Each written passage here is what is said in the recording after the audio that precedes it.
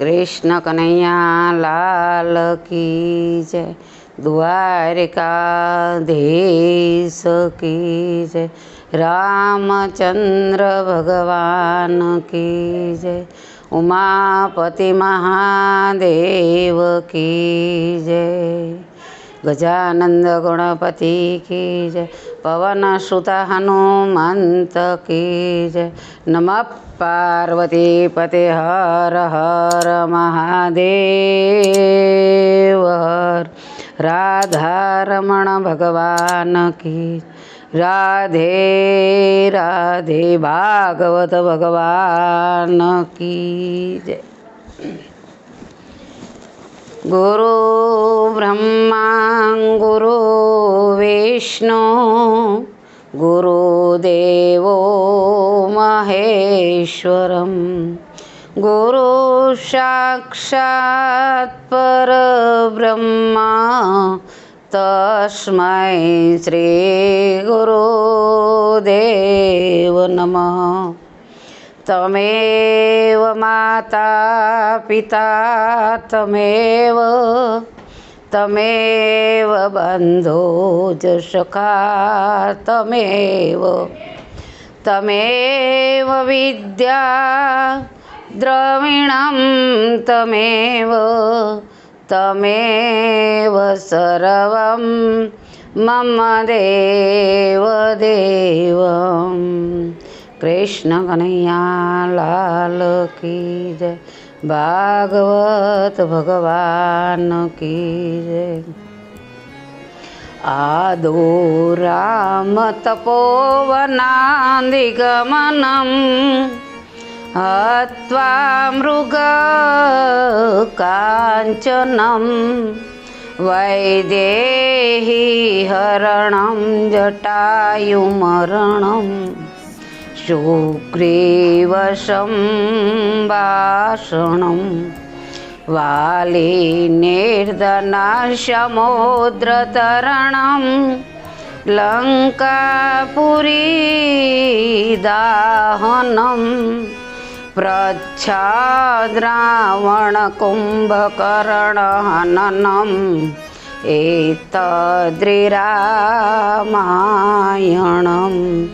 आदो देवकी गर्भजननं गोपीगृहे वर्धनं मायापूतनजीवितापहरणं गोवर्धनं द्वारणं कंसेदनकौरवादिहननं कुन्तीसुता पालनम् एतद्भागवतपुराणकथितं श्रीकृष्णलीलामृतं श्रीकृष्णलीलामृतं।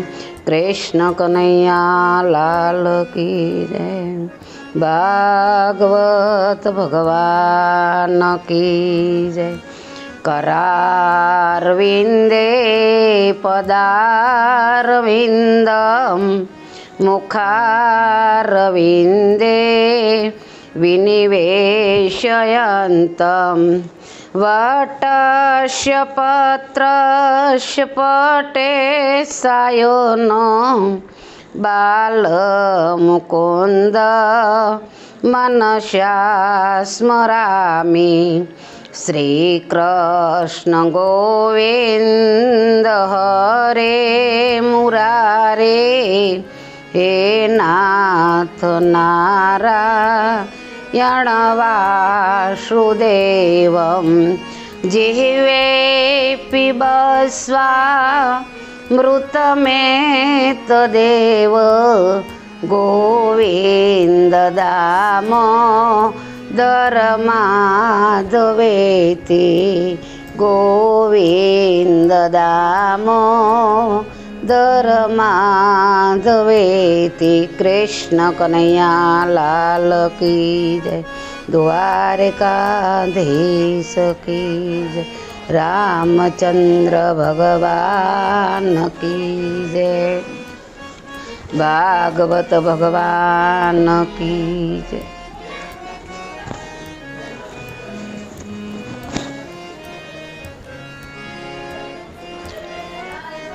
ભાગવત મહાપુરાણ ખૂબ પવિત્ર અને બધા વેદોનો સાર છે, જે 18 વેદોનો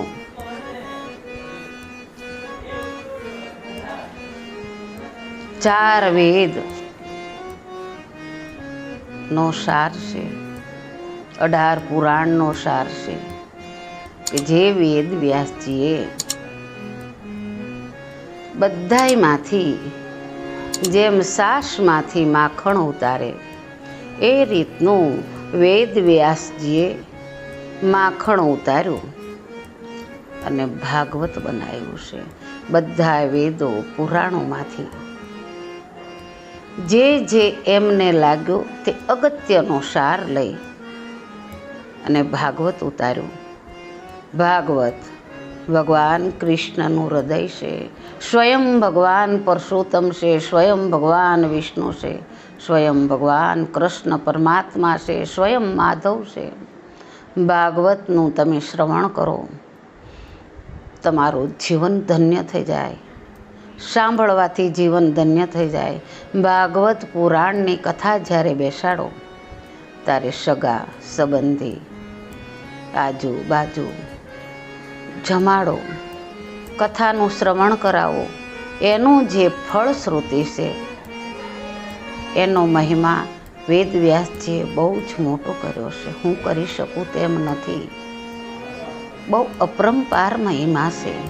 ભાગવત ભગવાન બધાયના ઉપર કૃપા કરે એવો હું ભાગવત ભગવાનને વેદવ્યાસજીને પ્રણામ કરું છું.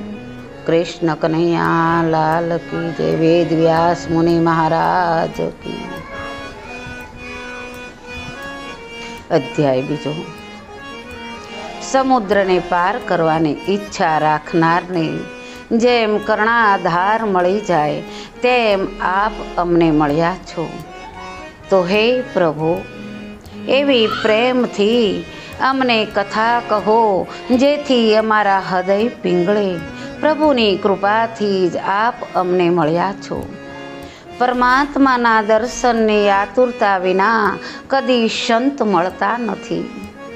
જીવને પરમાત્માને મળવાની આતુરતા જાગે છે ત્યારે જ પ્રભુ કૃપાથી સંત મળે છે. સ્વાદ ભોજનમાં નહીં પણ ભૂખમાં છે. મનુષ્યને પણ જ્યારે પરમાત્માને મળવાની ભૂખ જાગે છે ત્યારે સંત મળે છે. ભૂખ ન જાગે તો સંત મળે તો પણ તેમાં તેને સદભાવ થતો નથી, તેને સંત દેખાતા નથી. ભગવત દર્શનની ઈચ્છા ન જાગે તો ભગવાન દેખાતા નથી. રાવણ અને દુર્યોધનને પણ ભગવત દર્શનની ભૂખ જાગી નથી, એટલે તેમની સામે ભગવાન હોવા છતાં તે ભગવાનના દર્શનનો લાભ લઈ શકતા નથી. વક્તાનો અધિકાર સિદ્ધ થવો જોઈએ, તે પ્રમાણે શ્રોતાનો પણ અધિકાર પણ સિદ્ધ થવો જોઈએ. શ્રવણના 3 પ્રધાન અંગો છે: શ્રદ્ધા, જિજ્ઞાસાપણું અને નિર્મત્સરતા. શ્રોતાઓએ એકાગ્રતાથી અને શ્રદ્ધાથી કથા સાંભળવી જોઈએ. શ્રોતામાં જિજ્ઞાસા હોવી જોઈએ. જિજ્ઞાસા વગર કથા સાંભળવાનો કોઈ લાભ નથી. જિજ્ઞાસા વગર કથાની અસર મન ઉપર સહેજ પણ થવાની નથી. માટે શ્રોતાઓમાં જિજ્ઞાસાપણું હોવું અત્યંત આવશ્યકતા છે. ઉપરાંત શ્રોતામાં નિર્મત્સરપણું હોવું જરૂરી છે. તેને જગતમાં કોઈ પણ જીવ પ્રત્યે મનમાં મત્સર ભાવ ન જાગે. અને ન હોવો જોઈએ. કથામાં જાઓ ત્યારે એવી ભાવના કરો, મને ભગવાનને મળવાની તીવ્ર ઈચ્છા અને આતુરતા છે, તો જરૂર તમને શ્રી કૃષ્ણના દર્શન થશે, મારા ઠાકોરજીના દર્શન થશે, મારા માધવના દર્શન થશે. ક્યારે મને મારો માધવ મળશે, મારો ઘનશ્યામ મળશે, મારો મધુસૂદન મળશે. કથામાં દીન થઈને જવું જોઈએ. પ્રથમ સ્કંદમાં શિષ્યનો અધિકાર બતાવવામાં આવ્યો છે. વક્તા અને શ્રોતા. એક મહાત્મા રામાયણની કથા કરતા હતા. કથા પૂરી થઈ ત્યારે એક જણે મહાત્મા પાસે આવીને પૂછ્યું,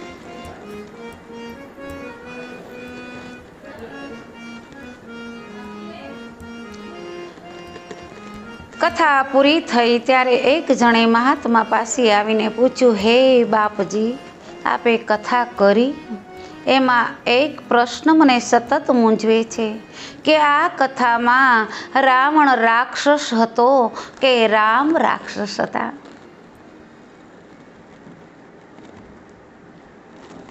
મહાત્માએ કહ્યું, ના, રાવણ રાક્ષસ હતો કે ના રામ રાક્ષસ હતા.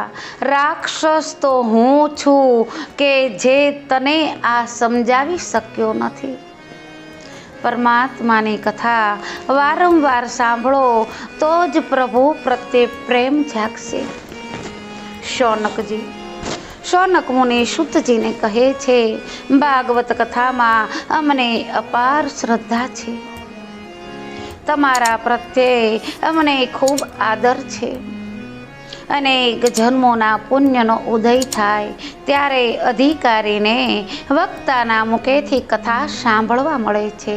શ્રોતાઓમાં વિનય હોવો જોઈએ, તેમ કથામાં પણ વિનય હોવો જોઈએ. સૂતજી વિનય દાખવે છે. સૂતજીએ શ્રોતાઓને ધન્યવાદ આપ્યા છે. સૂતજી કહે છે, કથા સાંભળી તમારે જે કરવું હોય તે તમે કરો, પણ તમે શાંતિથી શ્રવણ કરો તેમ જરૂરી છે. શ્રવણ પહેલી ભક્તિ છે. રુક્ષ્મણજીએ પોતાના પત્રમાં શ્રી કૃષ્ણને લખ્યું છે કે તમારી કથા સાંભળ્યા પછી તમને પરણવાની ઈચ્છા થઈ છે.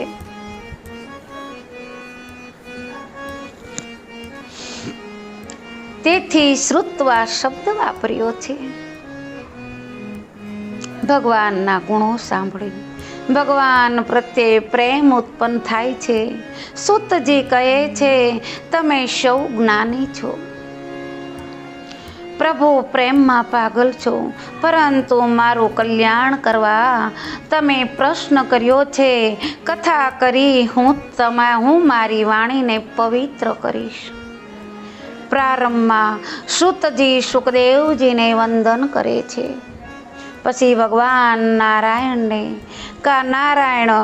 કારણ નારાયણ ભારતના મુખ્ય દેવ છે અને નારાયણ નમસ્કૃત્ય શ્રી કૃષ્ણ ગૌલોકમાં પધાર્યા છે. સર્વ અવતારોની પૂર્ણાહુતિ થઈ છે, પરંતુ આ નારાયણની સમાપ્તિ થઈ નથી અને થવાની પણ નથી. જો તે પ્રજા કલ્યાણ કરવા માટે આજે પણ તપસ્યા કરે છે.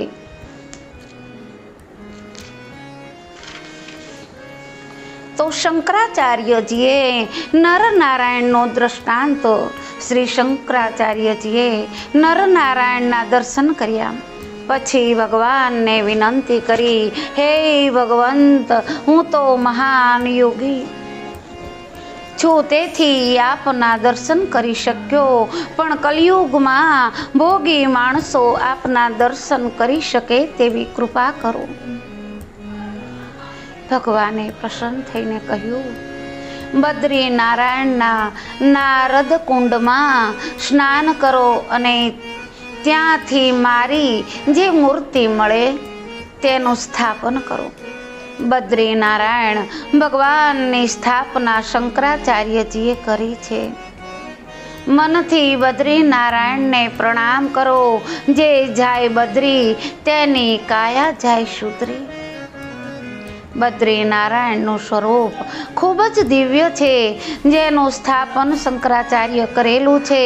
જમણા સાથળમાં ડાબો પગ અને ડાબા સાથળમાં જમણો પગ છે.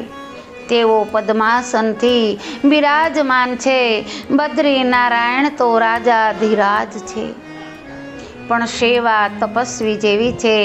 લોકો બદ્રી નારાયણના દર્શને જાય ત્યારે નારદ કુંડમાં ગરમ જળમાં સ્નાન કરે છે, પણ ઠાકોરજી માટે અતિ ઠંડુ જળ લાવે છે. ઠંડા જળથી ઠાકોરજીનો અભિષેક થાય છે. સખત ઠંડીમાં પણ ઠાકોરજીને ચંદનની પૂજા કરવામાં આવે છે. બદ્રી નારાયણમાં નારાયણ સેવા પછી લક્ષ્મીજીની સેવા થાય છે. બદ્રી નારાયણમાં વિષમતા છે. મંદિરમાં લક્ષ્મી અને નારાયણ સાથે જ બિરાજમાન હોય છે. ત્યાં લક્ષ્મીજીની મૂર્તિ મંદિરની બહાર છે. તપસ્યામાંથી સ્ત્રીનો દ્રવ્યનો બાળકનો સંગ બાધક છે. નારાયણે લક્ષ્મીજીને બહાર બેસી ધ્યાન કરવા કહ્યું છે. હું અંદર બેસી ધ્યાન કરું છું, તમે બહાર બેસી ધ્યાન કરો. જગતને પ્રભુએ આદર્શ બતાવ્યો છે. સુંદર હીરો પણ ધૂળમાં પડે તો સંગને કારણે મલિન થઈ જાય છે. માયાનો સંગ ગમે તેવા તપસ્વીઓને મલિન કરે છે, માટે માયાથી દૂર રહો. ભરતખંડના માલિક દેવ નારાયણ ભગવાન કૃપા કરે, તમને બોલાવે ત્યારે પ્રત્યક્ષ દર્શન કરજો. આજે તો અહીં બેઠેલા લોકો મનથી નારાયણના દર્શન કરે. તમે પ્રેમથી સ્મરણ કરો કે ચતુર્ભુજ નારાયણ પદ્માસનમાં બિરાજેલા છે. મનથી કોઈ પાપ થાય તો તેની પણ સજા થાય છે. મનથી કોઈ ઈશ્વરના દર્શન કરે છે. મનથી ઠાકોરજીના ચરણમાં તુલસીને અર્પણ કરે છે. મનથી ભોગ ધરે, માનસી સેવા કરે તો તેનું ફળ પણ મળે છે. એકવાર બદ્રી નારાયણના દર્શનાર્થે આવેલે એક ભક્તે પૂજારીને પ્રશ્ન કર્યો, આવી સખત ઠંડીમાં તમે ઠાકોરજીને ચંદનનો લેપ કેમ કરો છો? ઠાકોરજીને શરદી થઈ જશે. પૂજારી ચતુર હતો. તેણે કહ્યું, અમારા ઠાકોરજી ખૂબ તપસ્યા કરે છે. તપ કરવાથી તેમની શક્તિ ખૂબ વધે છે. શક્તિથી શરીરમાં ગરમી ખૂબ જ વધી ગઈ જાય છે, અને ગરમીને શાંત કરવા, શીતળતા લાવવા ચંદનની અર્ચા કરવામાં આવે છે. દેહને સજાવાને કે શૃંગાર કરવાને બદલે ઠાકોરજીને શૃંગાર કરજો. ધંધા અને રોજગારીમાંથી 10મો ભાગ કાઢી તે પૈસા ધર્મ કાર્યમાં વાપરજો. ધનનો દુરુપયોગ થાય ત્યાં ધન ઝેર બની જાય છે. સૂતજી સરસ્વતીને અને વ્યાસજીને વંદન કરે છે, પછી કથાનો આરંભ કરે છે. કૃષ્ણ કનૈયા લાલ કી જય. શવે પૂષા પરો ધર્મો યતો ભક્તિ ક્ષોધોક્ષજે અહેતુક્ય પ્રતિહતા અયાત્મા સંપ્રસિદ્ધતી. જેનાથી ભગવાન શ્રી કૃષ્ણમાં ભક્તિ થાય છે તે ધર્મ છે. ભક્તિ પણ એવી કે કોઈ પણ કામના વગરની નિત્ય નિરંતર થાય. આથી ભક્તિથી હૃદય આનંદરૂપ પરમાત્માની પ્રાપ્તિ કરી ધન્ય થઈ જાય છે. સૂતજી કહે છે, જીવ એ અંશ છે અને પરમાત્મા અંશી છે. અંશને અંશ છૂટો પડ્યો એટલે તે દુઃખી છે. જ્યારે અંશ અંશીમાં ભળી જાય એટલે કે ઈશ્વરમાં પરમાત્મામાં મળી જાય તો જીવ કૃતાર્થ થઈ જશે. જેમ ટીપુ સમુદ્રમાં ભળી જતા ટીપુ રહેતું નથી પણ સમુદ્ર બની જાય છે. ભગવાન તો કહે છે મમેવ વાસો જીવ લોકે, તો મારો અંશ છે, તો મને મળીને કૃતાર્થ થઈ જઈશ. નર એ નારાયણનો અંશ છે. અંશ અંશીને ના મળે ત્યાં સુધી તેને શાંતિ મળતી નથી. સુતજી કહે છે મારે પરમાત્માનો આશ્રય કરી તેની સાથે એક થવું છે. કોઈ પણ રીતે ઈશ્વર સાથે એક થવાની જરૂર છે. જ્ઞાનીઓ જ્ઞાનથી અભેદ સિદ્ધ કરે છે અને વૈષ્ણવો ધર્માત્માઓ પ્રેમથી અદ્વૈત સિદ્ધ કરે છે. તાત્વિક રીતે જોઈએ તો ગોપી અને કૃષ્ણ એક જ છે. જીવ પરમાત્માથી વિખૂટો કેમ પડ્યો,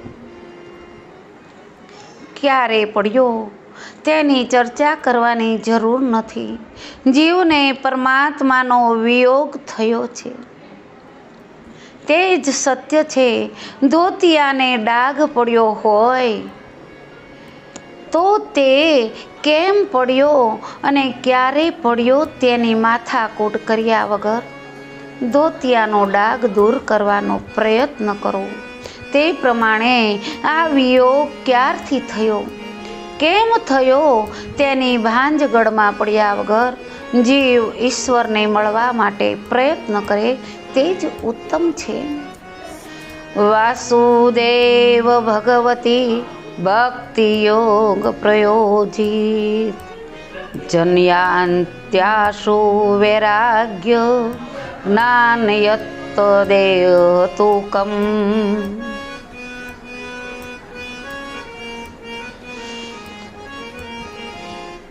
ભગવાન કૃષ્ણનું ધ્યાન કરો, પ્રેમથી શ્રી કૃષ્ણની સેવા કરો. શ્રી કૃષ્ણના નામનો જપ કરતા તન્મય બનો. તમને જરૂર પરમાત્માના દર્શન થશે અને તો જ કલ્યાણ થાય છે. જીવ ભાગ્યશાળી ત્યારે જ બને છે જ્યારે નિર્ભય બને છે. તેને માથે કાળનો ભય નથી, મૃત્યુનો ભય નથી. ત્યારે જ બને છે કે જ્યારે તે જ ભાગ્યશાળી છે. ધ્રુવને વજ્ર ભક્તોને પાંડવોને ધન્ય છે કે જેમને કાળ આધીન હતો. ઈશ્વર આપણી પાસે અપેક્ષા રાખે છે કે મેં મનુષ્યને મન બુદ્ધિ આપી અને તેણે તેનો શો ઉપયોગ કર્યો. મૃત્યુ એટલે આખી જિંદગીનો હિસાબ આપવાનો દિવસ. પ્રભુના દરબારમાં જીવાત્માએ કરેલા પાપ પુણ્યનો હિસાબ માગવામાં આવશે. હિસાબ ચોખ્ખો હશે, તેને ડરવાની કાંઈ જરૂર નથી. શું તમારા જીવનનો હિસાબ ચોખ્ખો છે ખરો? જીવને હિસાબ આપતા બીક લાગે છે ત્યારે આ તો આખા જીવનનો હિસાબ છે. આ હિસાબ પરમાત્મા માગશે અને ત્યારે સી દશા થશે. જીવને મૃત્યુની બીક છે ત્યાં સુધી શાંતિ નથી. ઉપનિષદ કહે છે જીવ અને ઈશ્વર પાસે પાસે બેઠા છે, છતાં જીવ ઈશ્વરને ઓળખી શકતો નથી. જો જીવ બહિર્મુખને બદલે અંતર્મુખ બને તો જ તે અંતર્યામીને ઓળખી શકશે.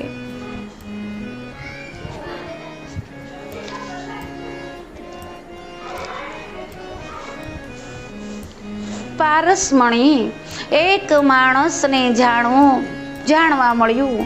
ગંગા કિનારે રહેતા સંત પાસે પારસમણી છે. તે માણસ પારસમણી મેળવવા માટે તે સંતની પાસે ગયો અને મને તે પારસમણી આપશે. તે પારસમણી મળતા મારો બેડો પાર થઈ જશે. માણસ સંતોની સેવા પણ સ્વાર્થ માટે જ કરે છે, પ્રેમ માટે કરતા નથી. સંતને થયું આ માણસને મારી પાસે પારસમણી માટે જ મારી સેવા પારસમણી માટે જ કરે છે, લાવ એને હું પારસમણી આપી દઉં, જેથી તે પણ સેવા ચાકરીથી ખૂબ ખુશ થયો છું. હું ગંગા સ્નાન કરી આવું પછી તને મારી પાસે રહેલો પારસમણી આપીશ. પેલો માણસ તો પારસમણીનું નામ સાંભળી ખૂબ ખૂબ ખુશ થઈ ગયો. સંત ગંગા સ્નાન કરવા માટે ગયા. પેલા માણસની ધીરજ ન રહી, તે પારસમણીને શોધવા આખી ઝૂંપડી ફેંદી વળ્યો, પણ પારસમણી હાથ ન લાગ્યો. એટલામાં સંત આવી ગયા. તેમણે કહ્યું, અરે ભલા માણસ, તો આટલી ધીરજ ન રાખી શક્યો નહીં? પારસમણી મેં એક ડાબલીમાં મૂકી દીધો છે. આમ કહી સંતે ખૂણામાંથી એક લોખંડની ડાબલી ઉતારી. પેલા માણસને શંકા ગઈ, શું આ પારસમણી સાચો હશે કે સંત મારી મસ્કરી કરે છે? તેણે પોતાના મનનું સમાધાન કરવા સંતને પૂછ્યું, આ લોખંડની ડાબલીમાં પારસમણી હોવા છતાં તે લોખંડની ડાબલી સોનાની કેમ ન થઈ? સંતે તેને સમજાવ્યું, આ પારસમણી એક ચિથરામાં બાંધેલો છે. કપડાના આવરણના લીધે પારસમણી અને લોખંડનો સ્પર્શ થઈ શક્યો નથી, એટલે ડાબલી સોનાની ક્યાંથી થાય? લોખંડ અને પારસમણી વચ્ચે ચિથરાનું આવરણ છે. તે લોખંડને શૂર્ણ થવા દેતું નથી. તે રીતે જીવ અને ઈશ્વર બંને હૃદયમાં જ છે, પણ વાસનાના આવરણને લીધે તેમનું મલિન થતું નથી. જીવ ઈશ્વરને ઓળખી શકતો નથી, તેમની મુલાકાત થતી નથી. જીવાત્મા એ ડાબડી છે, જ્યારે પરમાત્મા એ પારસમણી છે. વચમાં અહંતા મમતા રૂપી વાસનાનું આવરણ છે, તે દૂર કરવાનું છે. વચમાંથી ચિથરું દૂર કરવાનું છે. સાધકને સાધના કરતા સિદ્ધિ ન મળે તો તેને સાધના પ્રત્યે ઉપેક્ષા જાગે છે. જીવ એ સાધક છે, સેવા પૂજા એ સાધન છે. શ્રી કૃષ્ણ એ સાધ્ય છે. વિષ્ણુ ભગવાનની ભક્તિ કરવી એ પુરુષનો પરમ ધર્મ છે. બધા એ ભક્તિ માર્ગ તદ્દન સહેલો લાગે છે. સવારમાં એકવાર ભગવાનની સેવા પૂજા કરી એટલે બધું પત્યું. પછી આખો દિવસ ઈશ્વરને યાદ કરતો નથી, આખો દિવસ ભગવાનને ભૂલી જાય છે. આ ભક્તિ નથી. 24 કલાક સતત ઈશ્વરનું સ્મરણ કરે છે. સ્મરણ રહે તે જ ભક્તિ છે.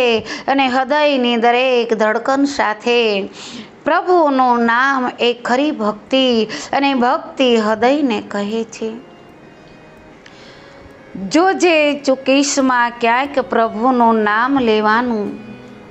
કારણ કે મનુષ્યનું જીવ મળ્યું છે, તેમાં છેવટનું એક જ રહ્યું છે, આખરી પરિણામ લેવાનું. ભક્તિમાં આનંદ છે, પણ મનુષ્ય શરીરથી ભક્તિ કરે છે. મનુષ્યની ભક્તિ કરતો નથી, મનથી નથી કરતો.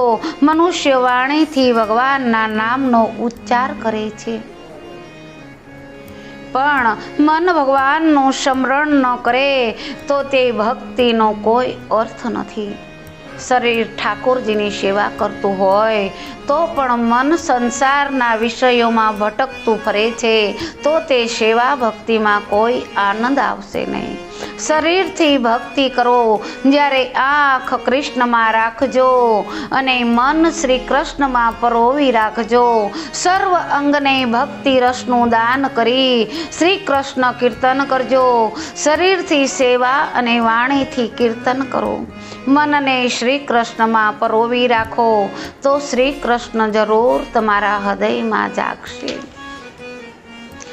શ્રીમન્નારાયણ નારાયણ નારાયણ શ્રીમન્નારાયણ નારાયણ નારાયણ લક્ષ્મી નારાયણ નારાયણ નારાયણ ભગવત નારાયણ નારાયણ નારાયણ સૂર્ય નારાયણ નારાયણ નારાયણ સ્વામી નારાયણ નારાયણ નારાયણ સતગુરુ નારાયણ નારાયણ નારાયણ લક્ષ્મી નારાયણ નારાયણ નારાયણ શ્રીમન્નારાયણ નારાયણ નારાયણ કૃષ્ણ કનૈયા લાલ કી દ્વારિકાધીશ ગત પાપ દુઃખ ગત દારિદ્ર્યમેવ ચ આગતા સુખ સંપત્તિ પુણ્યો તવ દર્શનાથ સર્વેશા અવિરાધેન બ્રહ્મકર્મ સમારંભે સેવા કરવા બેસો ત્યારે એવી ભાવના કરો કે સેવા કરવામાં ઈશ્વરના દર્શન ન થાય તો એ આપણો દોષ છે. સેવા કરનારને સેવા કર્યા બાદ મારું દુઃખ ગયું, મારું પાપ ગયું, મારું દારિદ્ર્ય ગયું, હું કૃતાર્થ થયો છું અને એવી ભાવના થવી જોઈએ. જો આવી ભાવના ન થાય તો એ સેવા પૂજામાં આનંદ મળતો નથી. સંસારના વિષયોને મનમાંથી જ્યાં સુધી નહીં હટાવો ત્યાં સુધી સેવામાં આનંદ આવશે નહીં. સેવા એ ક્રિયામાં નથી, એ તો ભાવનામાં છે. જ્યારે સંસારના વિષયો સાથેનો પ્રેમ ઓછો થશે ત્યારે જ પરમાત્માની સેવા થઈ શકશે. અને પરમાત્મા સાથે પ્રેમ કેળવો હશે તો વિષયો સાથેનો પ્રેમ છોડવો જ પડશે. કારણ પ્રેમ ગલી અતિ સાકરી તામે દોન સમાહી, ત્યાં બંનેનો સમાવેશ, બેનો મેળ નથી.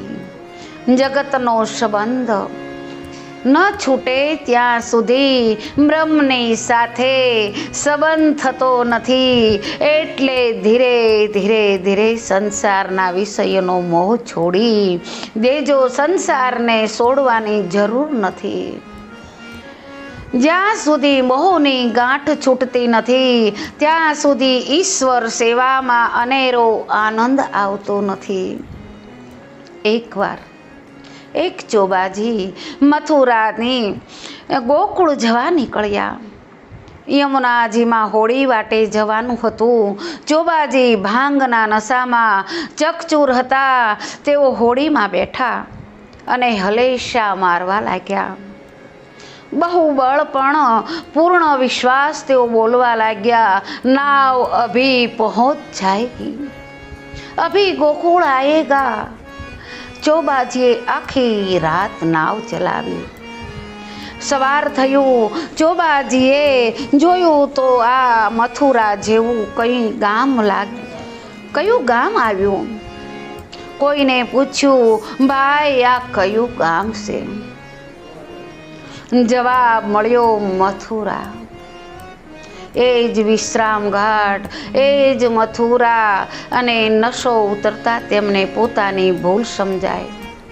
ચોબાજીને પોતાની મૂર્ખતા ઉપર હસવું આવી ગયું. તેમને આખી રાત હલેશા મારી નાવને ખૂબ ચલાવી, પણ નાવની દોરી ઘાટ સાથે બાંધેલી હતી. નશાની હાલતમાં ચોબાજી નાવને દોરી ખોલવાનું ભૂલી ગયા હતા. આખી રાત નાવ ચલાવી પણ હતા ત્યાં ને ત્યાં જ રહ્યા. હસો નહીં, તમને હસાવવા માટે કહેતા નથી. આ કથા ચોબાજીની નહીં પણ આપણા બધાયની છે. દરેકને ઇન્દ્રિય સુખનો નશો ચડેલો છે. એક એક ઇન્દ્રિય સુખ ભોગવવાના જીવનો નશો ચડ્યો છે. એ જીવને સ્પર્શ સુખ ભોગવવાનો, ઇન્દ્રિય સુખ ભોગવવાનો નશો ચડ્યો છે. ધનના નશામાં માણસ મંદિરમાં જાય છે, ભગવાનના આગળ પૈસા નાખે છે, તેનાથી પૂજારી રાજી થશે પણ ભગવાન નહીં. ભગવાનને તમારા પૈસાથી કોઈ મતલબ નથી. ધનના નશામાં માણસ ઠાકોરજીના સ્વરૂપનું મનથી ચિંતન કરતો નથી અને તેથી તેને ભગવાનના દર્શનમાં આનંદ આવતો નથી. દુનિયાના વિષયો સુંદર નથી, સુંદર એક પરમાત્મા છે. આ વાસના રૂપી દોરીથી વિષયોમાં બાંધેલી ઇન્દ્રિયોને છોડાવવાની જરૂર છે. નહીતર ચોબાજીની જેમ જ્યાં હતા ત્યાં જ રહેશો, ક્યાંય આગળ વધી શકશો નહીં. વાસના રૂપી દોરીથી જીવનની ગાંઠ આ સંસાર સાથે બંધાયેલી છે. આ ગાંઠને છોડવાની છે. હૃદયમાં જ્યારે કોઈ પણ વાસના રહેશે નહીં ત્યારે જ ભક્તિમાં આનંદ આનંદ આનંદ આવશે.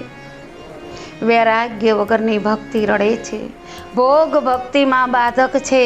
સંયમ સદાચારને વધારશો તો જ ભક્તિમાં આનંદ આવશે. અને સુખી થવું હોય તો સંસારના વિષયો સાથે બહુ પ્રેમ ન કરવો. ઘરમાં જ વૈરાગ્યને કેળવો. વૈરાગ્ય વગર જ્ઞાન અને ભક્તિની શોભા નથી.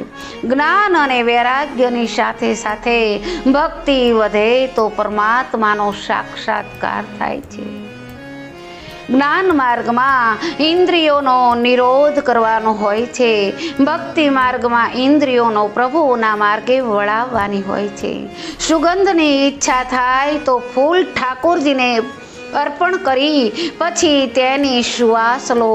ખાવાની ઈચ્છા થાય તો ભોજન ઠાકોરજીને અર્પણ કરી પછી જમો. બ્રહ્મ સંબંધને સતત ટકાવવાથી જીવાત્માનું કલ્યાણ થાય છે.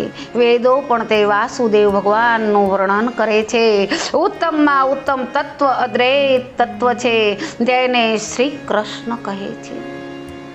લૌકિક વ્યવહારમાં જ્ઞાનના દ્વૈત છે, પરંતુ ઈશ્વર સ્વરૂપ સંબંધી જ્ઞાનમાં અદ્વૈત છે. વ્યવહારમાં સ્વરૂપનું જ્ઞાન દ્વૈત ભાવથી ભરેલું છે, જ્યારે પરમાત્મા સ્વરૂપનું જ્ઞાન અદ્વૈત ભાવથી ભરેલું છે. વ્યવહારના જ્ઞાનમાં જ્ઞાતા અને જ્ઞેય અલગ છે. પરમાત્માનું જ્ઞાન થાય એટલે જ્ઞાતા જ્ઞેય એક બને છે. સેવા સ્મરણ કરતા તન્મયતા થાય છે. ઈશ્વરનો અપરોક્ષ સાક્ષાત્કાર થાય છે. તેથી તે જીવ ઈશ્વરમાં મળી જાય છે અને પછી તેમ નથી કહેતો હું ઈશ્વરને જાણું છું. એમ નથી કહી શકતો હું ઈશ્વરને જાણતો નથી. ગોપી સર્વમાં શ્રી કૃષ્ણને નિહાળી જીવ ભાવ ભૂલી ગઈ હતી. લાલી મેરે લાલ કી સબ જગ રહી સમાય, लाली देखन में गई मैं भी हो गई लाल.